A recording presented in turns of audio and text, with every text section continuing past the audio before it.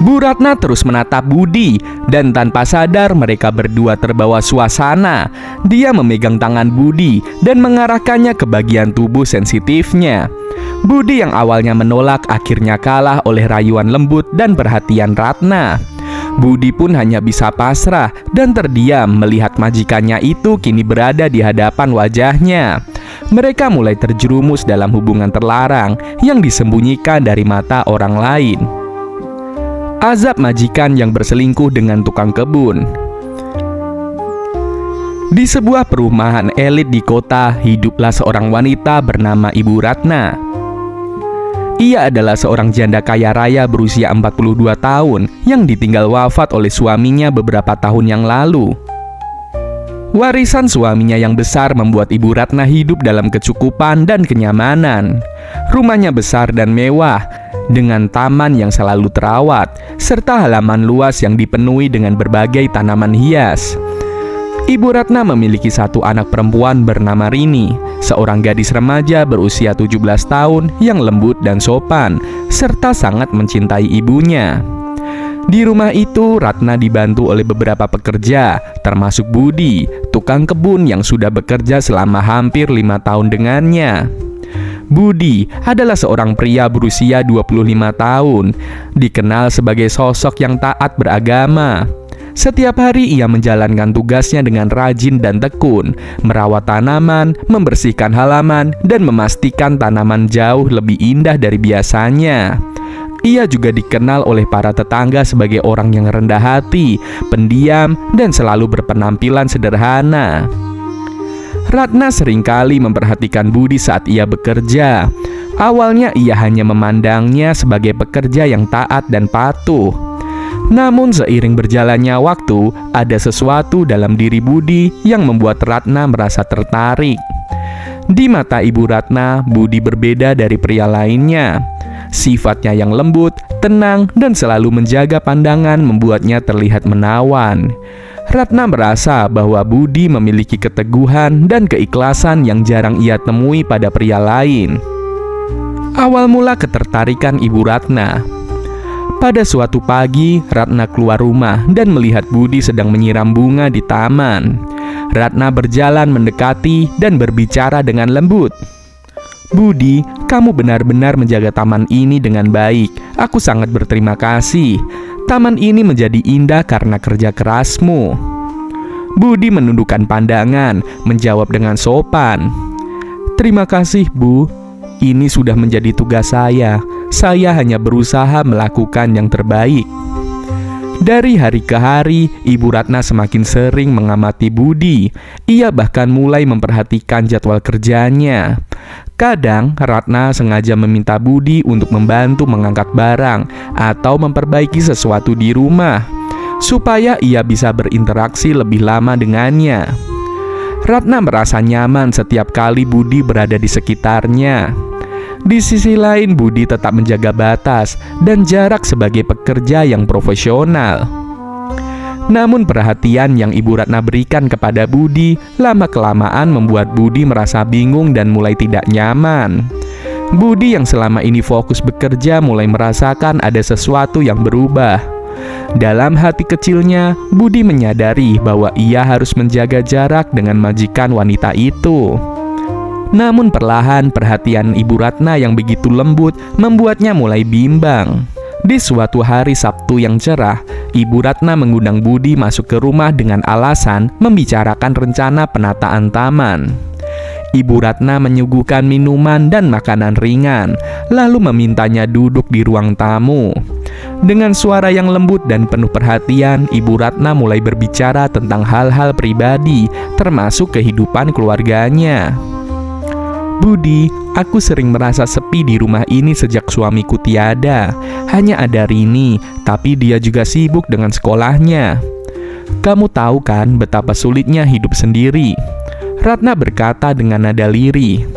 Budi menundukkan kepala, merasa tidak enak, namun tetap mendengarkan. "Saya turut prihatin, Bu. Kehilangan orang yang kita sayangi memang sangatlah berat." Ratna tersenyum lembut, lalu menatap Budi dengan tatapan yang sulit dijelaskan. Ia mencoba mencari-cari cara agar Budi merasa nyaman bersamanya. Bahkan Ratna mulai sering berpakaian lebih menarik saat Budi berada di rumah. Pakaian yang dikenakannya cenderung lebih rapi dan modis, bahkan kadang menunjukkan sisi feminimnya yang anggun. Budi yang awalnya tidak pernah memikirkan Ratna lebih dari sekedar majikan, perlahan mulai merasa ada sesuatu yang berbeda. Di beberapa kesempatan, Ibu Ratna sengaja berdiri di dekat Budi, terkadang menyentuh lengannya dengan alasan memberi arahan tentang tanaman. Hati Budi mulai berdebar, namun ia berusaha untuk tetap profesional dan menjaga dirinya dari godaan. Meski begitu, perhatian Ibu Ratna yang terus-menerus lambat laun membuat hatinya goyah. Pada suatu sore, Ibu Ratna meminta Budi untuk membenahi lampu di ruang tamu. Saat itu hanya ada mereka berdua di rumah karena Rini sedang menginap di rumah temannya. Ratna berdiri di dekat Budi, memperhatikan setiap gerakannya. Setelah Budi selesai memperbaiki lampu, Ratna kemudian tersenyum dan mengucapkan terima kasih sambil menepuk lembut bahu Budi. "Budi, aku berterima kasih sekali. Kamu selalu bisa diandalkan," ucap Ratna dengan nada lembut, membuat Budi menunduk dan merasa canggung. "Sama-sama, Bu. Ini memang tugas saya," jawab Budi dengan gemetar, merasakan kedekatan Ratna yang semakin membuatnya bingung. Ibu Ratna terus menatap Budi, dan tanpa sadar mereka berdua terbawa suasana. Budi yang awalnya menolak akhirnya kalah oleh rayuan lembut dan perhatian Ibu Ratna. Mereka mulai terjerumus dalam hubungan terlarang yang disembunyikan dari mata orang lain. Perselingkuhan Ratna dan Budi berlangsung secara diam-diam. Ratna sering mencari kesempatan untuk berdua dengan Budi, baik di rumah maupun di tempat-tempat yang jauh dari keramaian. Namun hubungan terlarang ini tidak bisa selamanya tersembunyi. Lambat laun desas-desus tentang kedekatan Ratna dan Budi mulai terdengar di kalangan para tetangga. Kabar ini akhirnya sampai ke telinga Rini, putri dari Ratna, yang merasa sangat kecewa dengan ibunya. "Ibu, mengapa ibu melakukan ini? Apakah ibu lupa bahwa kita ini memiliki kehormatan dan martabat?" Rini menangis sambil memarahi Ratna dengan penuh kekecewaan. Ratna merasa malu dan bersalah, namun perasaannya terhadap Budi membuatnya sulit untuk berhenti. Ia tidak menyadari bahwa perbuatannya mulai mempengaruhi kehidupan mereka. Tidak lama setelah itu, bisnis Ratna yang selama ini berjalan lancar tiba-tiba mengalami kemunduran. Proyek-proyek yang diharapkan membawa keuntungan justru berujung pada kerugian besar. Saham perusahaan yang dipegangnya turun drastis, dan teman-teman yang dahulu dekat perlahan menjauh karena reputasinya yang mulai rusak. Kehidupan Ratna mulai terasa hancur, dan ia harus menjual sebagian harta bendanya untuk menutupi kerugian. Rumah besar yang dulu ia tinggali akhirnya terpaksa dijual, dan ia harus pindah ke rumah kecil di pinggiran kota bersama Rini.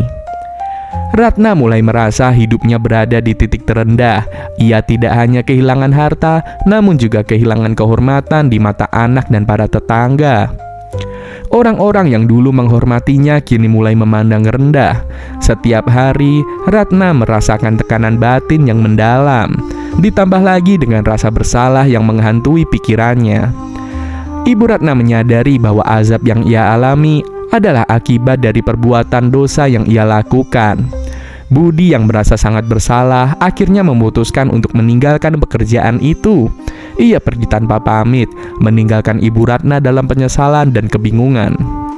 Kini Ibu Ratna hidup dalam kemiskinan, ditinggalkan oleh orang-orang terdekat, dan terisolasi dalam lingkaran penderitaan yang ia ciptakan sendiri.